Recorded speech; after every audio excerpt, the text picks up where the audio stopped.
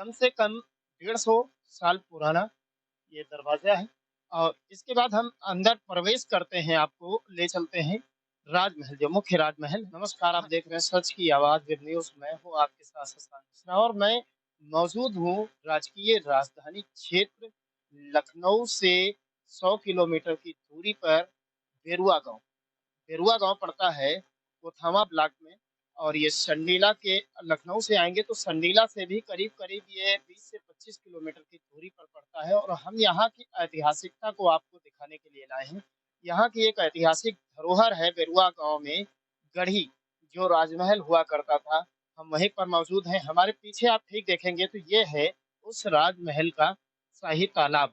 किसी ज़माने में इस तालाब में यहाँ के जो राजा और रानी लोग होते थे, स्नान करते थे और इसके बगल में बिल्कुल हम आपको दिखाएँगे एक बरगद का पेड़, जो अपनी विशालता के लिए बड़ा ही प्रसिद्ध है और इस पेड़ की आयु कम से कम 150 से 200 वर्ष पुरानी है।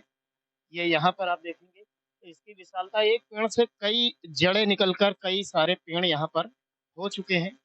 ये विशालता है इस पेड़ की। हम करीब से आएँगे तो इसमें आप देखेंगे पेड़ नहीं, ये बिल्कुल एक घर जैसा बन चुका है और हम अगर यहाँ पर खड़े होकर देखते हैं तो बिल्कुल एक दरवाजे का रूप आपको दिखाई देगा। इस पेड़ के अंदर हम आते हैं, ये इस पेड़ की भव्यता है और ये विशालता है। ये आप देखेंगे तो बिल्कुल एक दरवाजे का रूप यहाँ पर दिखाई देता है। ऐसी बहुत सी शाखाएँ हैं, ऐसा लगता है कि नीचे से ये पिलर बनाए गए हैं और ऊपर इसका जो पेड़ है, वो बिल्कुल छत जैसी पत्तों की लग गई है।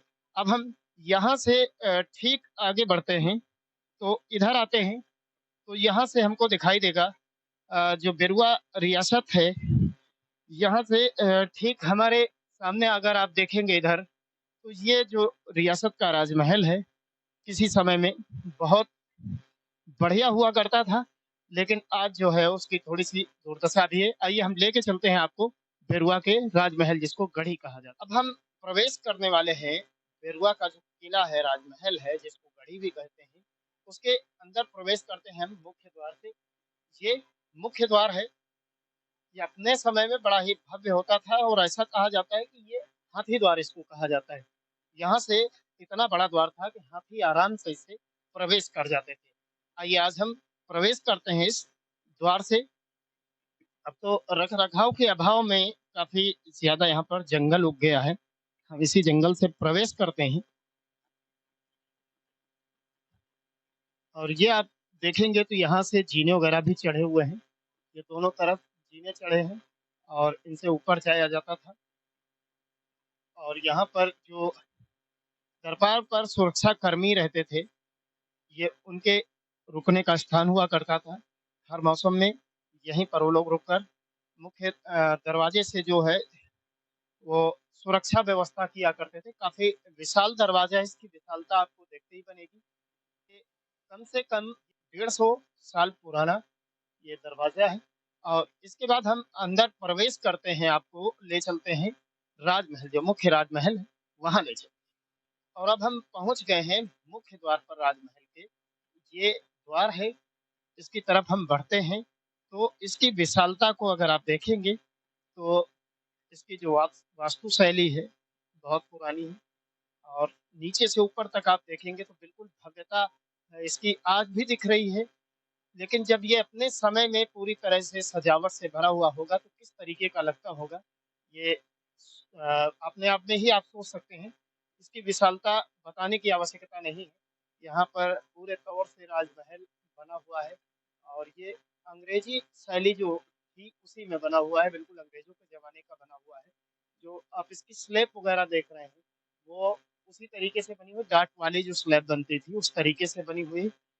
आज ये 150 साल से ऊपर की हवेली जो है यहाँ पर मौजूद है, ये राजमहल उस समय हुआ करता था और हम आपको पीछे दिखाते हैं अपने घुमा करके चारों तरफ, तो यहाँ पर ये दीवारें थीं, किले की जो प्राचीर जिसको कहते हैं, ये प्राचीर थी।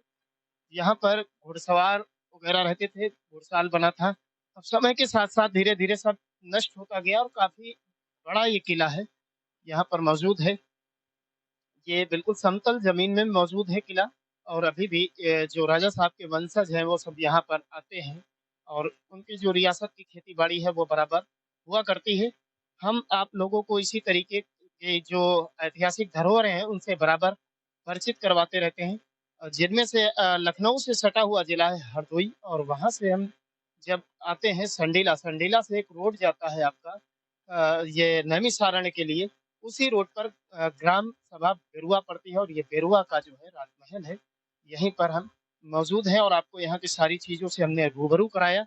ये इसके बाद हम आपको अभी ले चलेंगे एक विशाल मंदिर है जो 1907 में बनवाया गया था। पंच देव विराजमान है वहाँ पर। हम मंदिर की भी भव्यता आपको दिखाएँगे।